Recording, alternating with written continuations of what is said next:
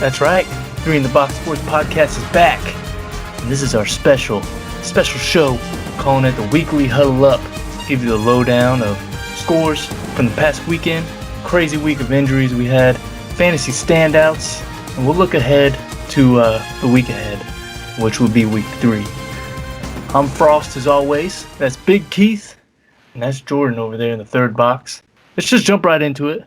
Jordan, why don't you give us a recap of this week 2's rundown and scores? Yeah, so week 2 went off without a hitch. NFL's been doing very well with the COVID testing, making sure all the players are safe. I don't think we've had a single significant player test positive so far.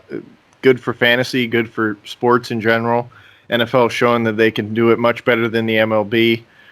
Seems like the players are a little bit more interested in playing each week than the MLB players, but glad to have football back. Amen. So week 2 kicked off with the Bowl there on Thursday. The Cincinnati Bengals versus the Cleveland Browns. Battle for the worst state in America. Sorry for. I don't mind Ohio. I really don't. I don't mind Ohio. But Baker Mayfield came out looking like a man on a mission. I think he's had his feelings hurt that everybody was saying that Cincinnati's Joe Burrow was looking better than him, and he came out, played well. Browns got the win 35-30. I still think Joe Burrow is better. I agree. Joe Burrow did look pretty good during the game, although I think he attempted like 60 passes or something. So Cincinnati just definitely needs to get him some help there. Yeah, I was just going to say, you took the words right out of my mouth. You see the Browns are stacked. If you put Joe Burrow in Cleveland, yeah, he could probably break some records as a rookie there. I mean, he understands how to play a professional game. Like when you watch him, it looks like he's played for years. Yeah, it's just that offensive line is horrid, absolutely horrid. But so jumping into Sunday, we'll do a quick recap of the scores here, and then we'll dive into some more interesting ones. So Titans in a game that was a little bit more competitive than most thought. Titans edged out the Jaguars. Minshew's actually looking pretty good out of Jacksonville this year, surprising some people. Bucks got their first home win. Tom Brady got his first win as a Buccaneer, although Brady wasn't the most. He didn't fill up the stat sheet as much as some people expected. He did enough. But they did get the win. I guess the more surprising thing is the better watch Bucks. out for that Bucks defense. Right. That's what I was just going to say. Bucks defense. They're looking strong this year. Contained the Panthers to 17 points, 31-17. Dolphins and Bills was pretty competitive. Seems like people are a little bit higher on the Dolphins this year than usual, but they're still 0-2. Still 0-2 in their division, so looks like they might be another bottom feeder this year. But they lost 31-28. Josh Allen balling the first 2 weeks of the year. Stephon Diggs, John Brown definitely feeding off of his surging stat line there. So Falcons 39, Cowboys 40. We'll get back to that one. Broncos 21, Steelers 26. Steelers looking good. Big Ben definitely playing well so far. I don't think that was ever in question. It's just whether he can finish the season is always in doubt. So if he can continue to play like he's playing now, definitely pencil the Steelers in for a playoff spot. Colts 28, Vikings 11. That was a little bit of a surprise game. I can't remember if the Colts won week 1, but it seems like Phillip Rivers got their offense moving a little better than they have in the past. The Colts lost their first game. They're 1-1. Yeah, the Vikings look awful. Keith's boy, Kirk Cousins. Man. Oh, he ain't my boy. That's rough. Yeah, Vikings are 0-2. I think I read a stat that said the first time they're 0-2 under Mike Zimmer ever. I believe that. I mean, I've been hearing people say, they lost Diggs. Diggs isn't the problem right now. It's the offense is just flat. When you still have Dalvin Cook and Adam Thielen there, the defense is not looking good, and on paper their defense should be what's carrying them. So the Vikings need to kind of figure it out pretty soon because that division, the Packers are the heavy hitter in that division right now. So there's going to be no trying to figure it out. But the Vikings, they're flat right now. No, yeah, that's the only way to describe it. Couldn't have said it better, Keith. They're just not looking good. Next score we'll gloss over real quick. 49ers 31, Jets 13. 49ers lost about their entire starting lineup in the game due to injury. Still massacred the Jets. So no surprise there. We got Keith, our Jets fan. I think he's ready to leave the Jets fandom and join somebody else. Heard rumor, the bandwagon pal. There it is. There it is. The official NFL bandwagon transfer form. Got it from the NFL. Wow. I have filled it out. The only requirement is I do need an official Bucs fan to sign it, so Frost will be stamping this for me. I don't know. I think about that. I don't want any bad curses. A singular season. I am allowed to transfer to the Bucs, and my reasoning is, I know it might be a little hard for you guys to see there, but it's Adam Gase. This guy, there's incompetent, and then there's Adam Gase. Like ownership has given up. It's clear. The players have given up. You can tell when they walk on the field that they're going to get killed. And as a professional athlete, the fact that you go in, you're not prepared because your coach is a buffoon. And I'm telling you right now, a 10-year-old can outcoach Adam Gase, and he couldn't even outplay someone in Madden. Like just to fill you guys in on how angry Keith is about the Jets, he actually apologized in a group chat last week because he got into an argument about who was better as the Jets franchise QB, Sanchez, Darnold, or Chad Pennington. So hey, Chad Pennington to me is the best quarterback the Jets have ever had. What about McCown? The problem right now is people are giving up on Darnold, and I don't think you can put blame on him right now. He is in such a terrible situation. You were going to turn him into like what Blaine Gabbert was. You have no coaching staff. You're not teaching him anything. You can tell when he goes out on that field that he's a deer in the headlights. He doesn't understand what's going on. Maybe he'll be the next Ryan Tannehill. I pray that the fact that Adam Gase is employed today is an insult to America. Speaking of another team, fired for less. Keith, you could rant about this all day. We know. But speaking of another team that is in absolute turmoil, bringing up bad memories of that Super Bowl against the Patriots, those Atlanta Falcons against Jordan's Dallas Cowboys. What in tarnation, guys? What happened? I think the Falcons thought the ball had like AIDS or something. On the onside kick. They didn't want to touch it. Like they all just stood there and looked at it, and they were just like. That was just the weirdest thing because as soon as he kicked it, I was like, "Oh, this is terrible. It's not even going to go 10 yards. They're going to jump on it right away." And then they just stood there and stared at it, and I'm like, "What are they doing?" And then the Cowboys jumped on it the second it goes past the 10-yard mark, and it was just the Falcons just deserved to lose that one. For anyone that hasn't seen the photo of when Adam Gase was hired with his bug eyes, every Falcons player on the hands team had that exact look when the ball went right. I just don't understand not only the onside kick, but to blow the lead in general. I think I read a stat that their chance of coming back and winning was like 0.1%. It's just. We were going to talk about coaches on the hot seat, but Dan Quinn, it's time. Like there's. I don't know how you can talk yourself out of keeping a job at that's inexcusable. Like the first half, the Cowboys looked horrid. Yeah, and Falcons offense was. Falcons come out from the tunnel, and then it's like a completely different team. I mean, Dak Prescott looked pretty good outside of that first fumble. He was pretty good the rest of the game, but a few questionable decisions by McCarthy there. Like. I feel like we wouldn't have even needed that onside kick if we hadn't gone for a fake punt in our own territory twice.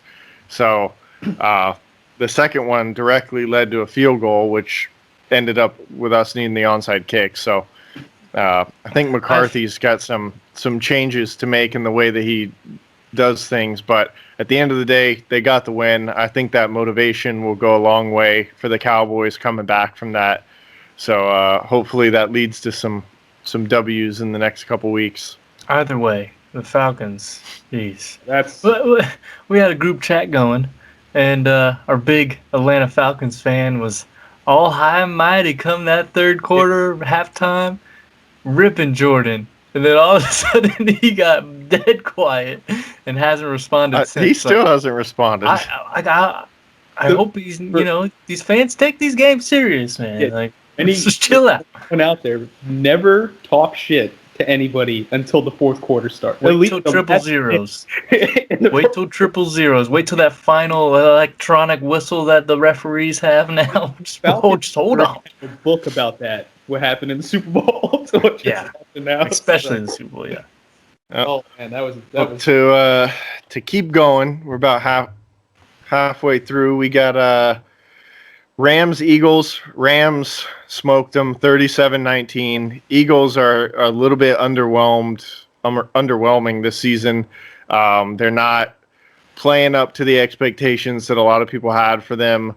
Wentz is looking mediocre. A lot of people wondering if they keep losing. Is he going to get benched? Jalen Hurts. I'm not sure about that, but they're just. I mean, their receiving group is terrible. So, to be honest, with all the injuries yesterday, how is Carson Wentz still standing up? Like, it's about that time, isn't it? About time for Carson Wentz to get hurt? Like, he usually goes a few weeks in and then he'll start to get banged up. But their problem was their first week against Washington football team. Ron Rivera outcoached Doug Peterson. That was the issue right there. They just got outcoached, especially in the second half. And and then the second week, have to almost put it on Peters. They got outcoached again. Like they don't look prepared. When you watch that, they're all over the place. Receivers are shorting on their routes. Wentz is trying to do everything he possibly can, but you make the Rams offense, it's good, but you're making them look elite. And you talk about them and multiple other teams and even the Bucks offense and stuff. Like, is it because of no preseason? Is it because of no enough training camp? And all those naysayers out there that say the preseason was a waste. We'll get into the injury aspect of it, but this is the exact reason why you need a preseason. Timing, chemistry. Why you need a preseason. Yeah, especially for the teams with the new quarterbacks. Like the Bucks could have certainly done with some preseason games. I think you're seeing that they look a little bit rough the first 2 weeks, especially the offense. But I think they'll figure it out. It's just timing stuff. You watch the Bucks offense. It's literally we think we're going to be here, but the quarterback and wide receiver are on a different page, and he ends up over here. Interception. Running game got going. It's just like with all these teams, you start getting in, they start treating this like a preseason, get more games in, get more reps in, and, hopefully people can stay healthy and we'll have enough people to play in the league by the season's end. But, only time will tell. So another game that was pretty lopsided was Packers-Lions. Packers destroyed them 42-21. Aaron Rodgers is looking like he is pissed off that they drafted a quarterback in the second round, and he is just turned into the gunslinger out there. He's throwing it all over the place. He's thrown it to Aaron Jones. He's thrown it to Devontae Adams, MVS, Lazard. He's just – I haven't seen the stats, but I'd imagine it's either him or Russell Wilson is the top fantasy QB going into week 3. They went over 40 points twice. Yeah. Their offense is looking. Let's not forget the Detroit Lions came out hot again for another week, and then all of a sudden. And that's another weird coach, man. I saw that score. Was it first quarter or second quarter? And I was like, why are the Packers losing? But I'll be honest. I did not see Aaron Rodgers coming through. I thought he had it 1 foot out the door kind of thing and was ready to move on, but His he's foot still is proving. still half out the door, but he's showing everybody else that he's not done. He's still a competitor, man. He's still a competitor and one of the best quarterbacks in this league. So Giants, Bears. Bears pulled that one out 17-13. That was a pretty boring game, except for the fact that Saquon Barkley knocked out for the season there with a torn ACL, partial MCL tear, and I think he had one other thing. It was like pretty much his knee was not attached to his. He's gonna need a new leg. Yeah. Yeah, he's going to take some time to recover. He can't even have surgery right away, I read, because they got to wait for the swelling to go down. So he's sorry if you had number 2 pick and you took Saquon Barkley this year. I was telling everybody, take Zeke at number 2, but I mean, you can't foreshadow an injury, but alone that Barkley has a higher injury history than which Zeke is surprising does. Because his legs are the size of tree trunks. But you couldn't have foreseen an injury. But week 1 was scary enough as it was because he wasn't producing anyways. That offensive line is god awful. So it's tough, man. Yeah. The Giants. So we get into the Washington football team versus the Arizona Cardinals. Cardinals beat them pretty good, 30-15. Kyler Murray looking pretty good so far this season. His passing has been a little bit less, on point, but it's certainly not bad. He's definitely got a connection with DeAndre Hopkins. A lot of people were doubting him. He slipped a little bit in the fantasy drafts because people were thinking that he wasn't going to have the same connection. And so far, I think Hopkins is almost at like 30 targets in 2 games. So he's been balling out. Kyler Murray is very strong on the rush game as well. He's got multiple rushing touchdowns so far. That's Kyler's fantasy. That's how he's going to get his numbers, is his legs. He can extend plays. And there's that play where he just 11 people on the other team and no one touched him. He ran in for like 25, 30 yards out, ran in for a touchdown. It's like, that's where he's going to get his numbers. Yeah, he looks impressive. Chiefs, Chargers, a little bit of a surprise game here. Chargers almost pulled it off. I think Chargers are pretty good this year. Defense is pretty good. But the surprise in this one was, 1, the Chiefs needed overtime to win it 23-20. And 2, Tyrod Taylor left the game before it even started after having a chest injury in pregame workouts, forcing Justin Herbert to start the game.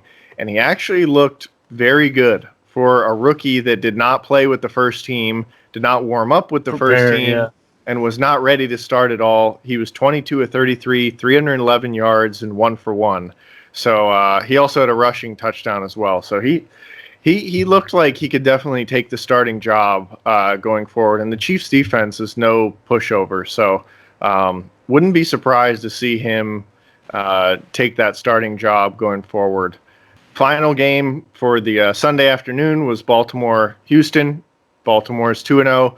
Houston's 0-2. Looks like DeAndre Hopkins leaving has had a pretty significant impact on their offense. You don't say. Watson's still looking good, but he's not playing up to that contract they just gave him prior to this so far. Lamar Jackson's still doing his thing. Not as big in terms of fantasy points this game, but they certainly got the job done, 33-16.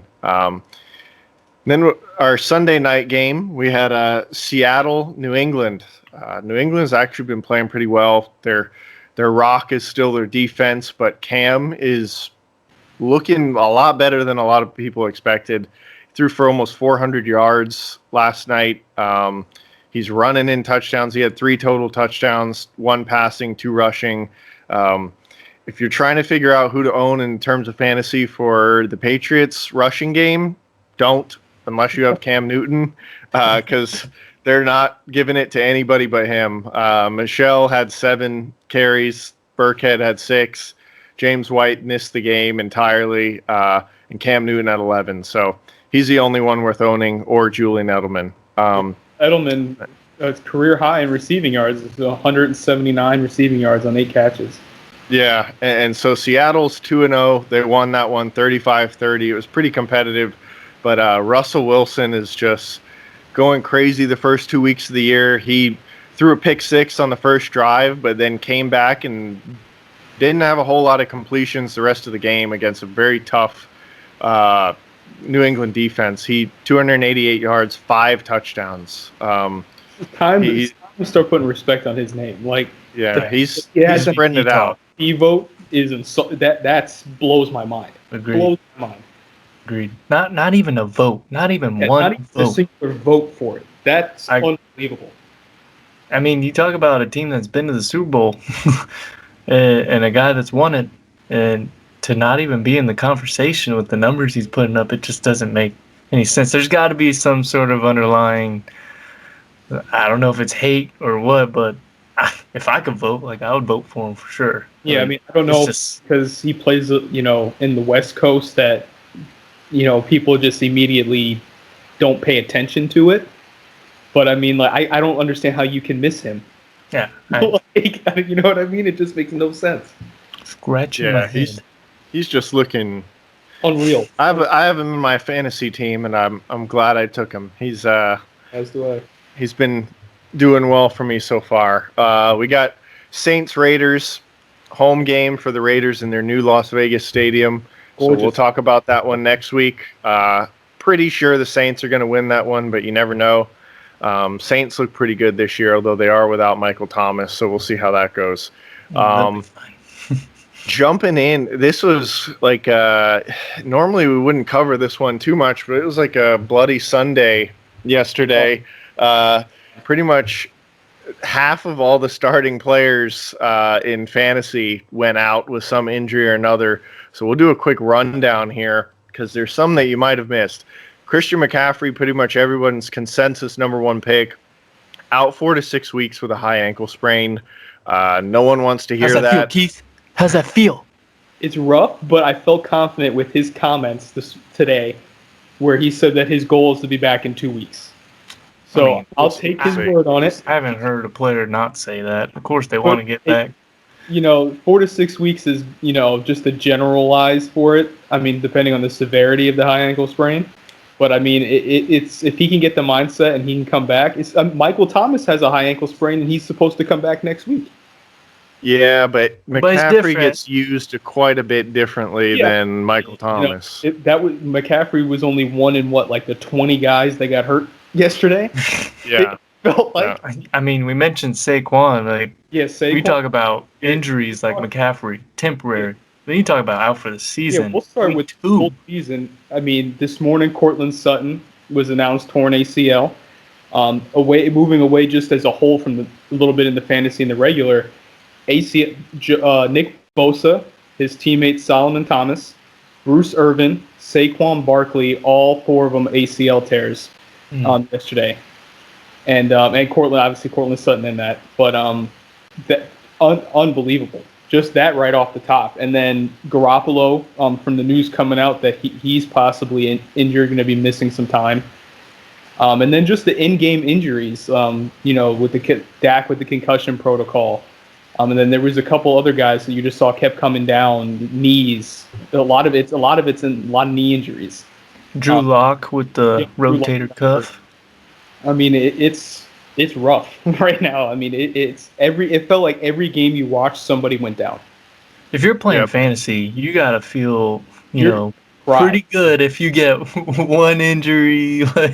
There's probably teams out there just got completely screwed week 2. Yeah, outside of our 3TV league, my other league, an individual had Cortland Sutton, Saquon Barkley, and he had at quarterback. He has Garoppolo. So I mean, that's 3 of your main pieces right there.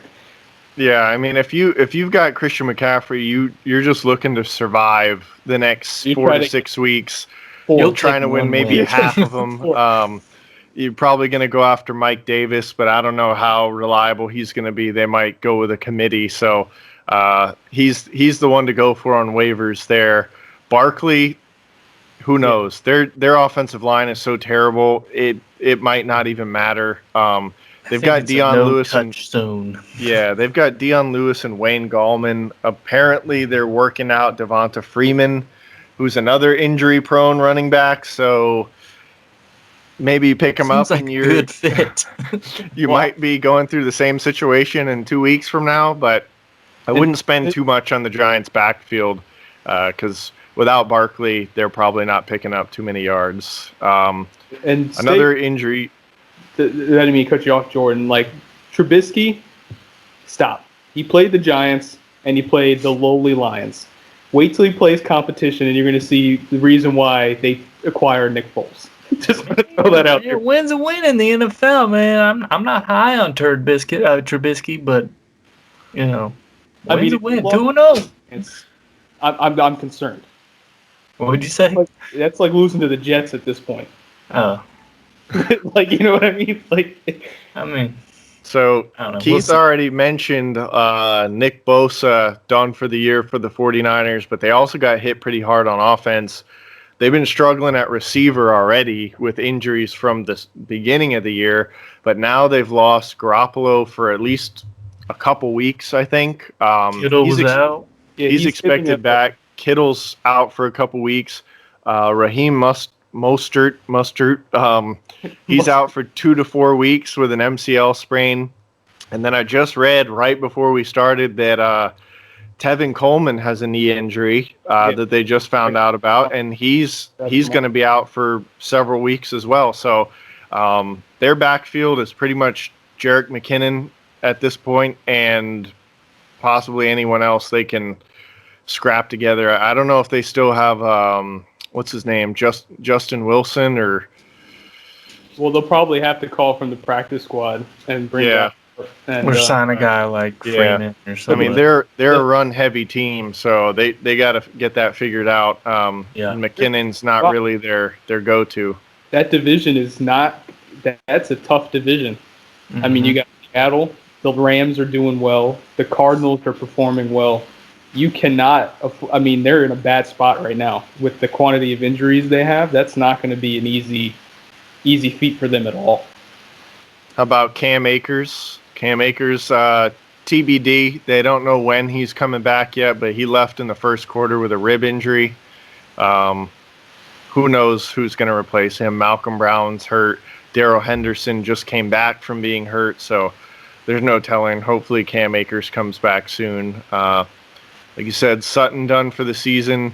Paris Campbell for the Colts out for a while. Rashad Perriman adding insult to injury for the Jets. He's week to week. Sterling Shepard out indefinitely. Garoppolo, Drew Lock. Like there's a lot of injuries going on. So if your fantasy team's healthy right now, just be thankful because your blessings. Pretty much everybody's team in some way, shape, or form got impacted this weekend. But don't go blowing all your free agent budget on or your number one waiver spot on any Giants running back, because I can almost guarantee you'll regret it. Well, let's look forward to this coming week. As far as fantasy talks, let's start looking at everybody come up with one or two players that we think is worth the play. If you have them, you play them. For me, I was thinking Calvin Ridley against the Falcons.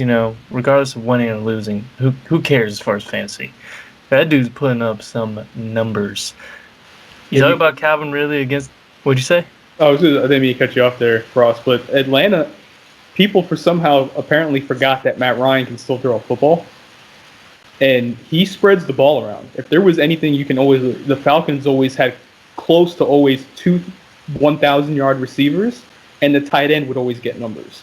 So offensively, you would always want to look at Falcons players. Yeah. And Calvin Ridley, that's a solid pick. He's going to get his. There's no doubt. Yeah. Double teamed.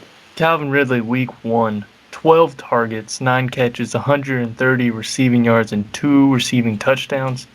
Yesterday against Dallas, 10 targets, 7 catches, 109 yards, and 2 more touchdowns. Now you're talking about playing Chicago? Well, come on. You got to play Calvin Ridley. Yeah. My guy for this coming weekend is Calvin Ridley. For me, I'll throw out a couple here because the first one's pretty highly owned already, although he was drafted pretty low in most fantasy drafts. But that's Noah Fant. If you watched our podcast before the season started, I think both Keith and I talked about Noah Fant being a big player this year. I drafted him in 2 of my leagues, and it's paying off. He's had 9 receptions over the first 2 games, just about 140 yards. So he's not going crazy with the yardage, but he's scored in both games, and he's touching the ball frequently. Doing a lot better than O.J. Howard. Yeah, he's a big part of that offense, and for the draft capital, or potentially if he's still on your waiver wire, definitely worth a pickup because the only thing I'd be worried about is Jeff Driscoll is the backup quarterback for the old Broncos, and it looks like he was loving Jerry Jeudy. I just don't know how much he will spread the ball around. the tight end is the safety blanket for inexperienced quarterbacks. So I think most of Fant's numbers this past game came with Driscoll in the game because he was dumping it off to him so much. Underneath routes, yeah. But he's owned in 80+% of the league, so he's not as much of a surprise. But my other one is Russell Gage, another Atlanta wide receiver. Their defense is terrible, so you're going to see Matt Ryan slinging it a lot this season. Plenty of mouths to feed, but he's their slot guy. He's got, I think, 21 targets in the first 2 games, 160 yards and a touchdown, and then he had a trick play where he actually threw a touchdown this past weekend, and Julio Jones dropped it wide open for a touchdown. So he's a lot less known, only owned in about 20% of leagues. So if you can get your hands on him, definitely recommend picking him up. He's getting a lot of volume. What about you, Keith?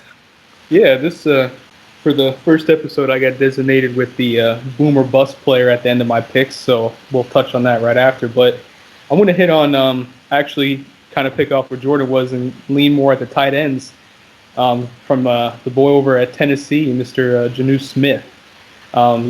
Yesterday had 2 touchdowns, 4 catches for 84 yards. He is definitely turning into Tannehill's main weapon right now with A.J. Brown being hurt. He's a big boy. He takes up a lot of the field, and he's shown a lot what Delanie Walker was before his injuries came up, that the Titans love the tight end position.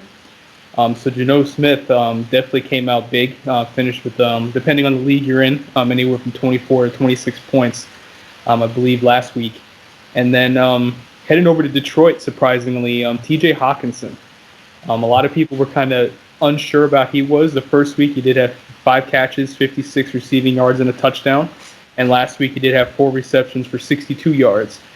So, I mean, he is getting looked at by Stafford. So the tight end position in fantasy is always a top-heavy position. It was always Kelsey, Kittle, Mark Andrews, a lot of people, but he had a rough week yesterday becoming the game. So it's nice to see the Fants, Hawkinsons, and Smiths come up. And a lot of people, you can still, Hawkinson's only owned in 85% of leagues, and Smith is owned in less. So you can hit them up on the waiver wire. If for some reason you don't have a big league, they might be available for you. But just looking over as a whole, my boom or bust player kind of caught everybody yesterday by surprise. We're going to head down to Jacksonville. James Robinson.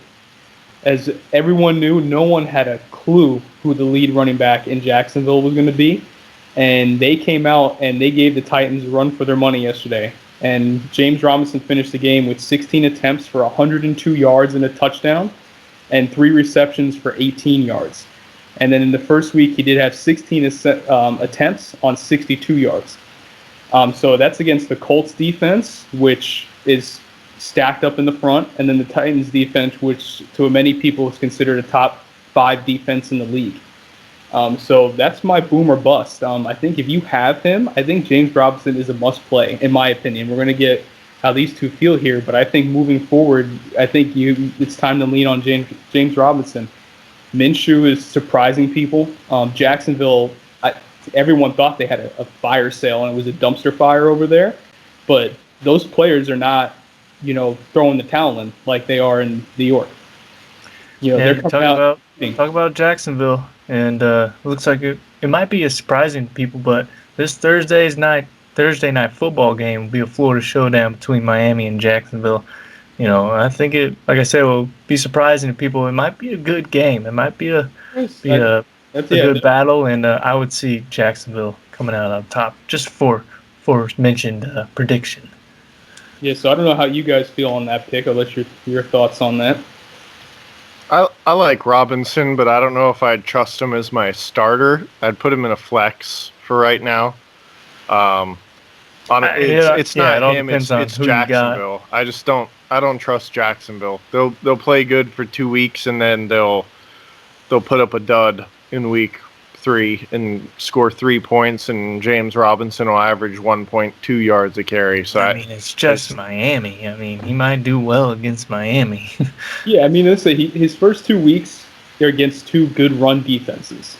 So I mean, he's definitely taken the lead back spot, which is obviously a help. But I mean, starting in the flex or at least an RB2, depending on the league you're in, would be a solid spot for him right now. Well, like we said, this is 3 in the Box Sports Podcast, new segment, new show called the Weekly Huddle-Up with me, Frost, that's Keith, and that's Jordan. And look for this released episode every Monday. As far as tonight, we got Las Vegas against New Orleans. And again, like we mentioned earlier, it's the first home game for the Las Vegas Raiders. Should be a good one, but I see it being an L for the Raiders. We'll see you guys. Yeah, I don't think the Raiders have a chance. They look mediocre, as always. Saints are just too good. Their defense is good. Even without Michael Thomas, they still have Kamara. They still have Murray. They still have Breeze. Emmanuel Sanders. Like, I don't see it being close. I think it's at least 2 touchdowns. What about you, Keith? Quick prediction for tonight's game? I think the Raiders will take the loss. I think it's the Saints' defense is going to be too much for them. The Raiders played somewhat well, you can say, against Carolina. I mean, you walk away. It is the Panthers, but they're in a complete... Josh Jacobs played well. Yeah, they're in a rebuild mode, but I think that the Saints are just too much for them right now. Yeah. With everything. But we get to see the new Raiders Stadium, which is absolutely stunning and everything. So it'd be nice, to turn the page for them a little bit and see what they do moving forward. But, yeah, so, I mean, hashtag fire Adam Gase.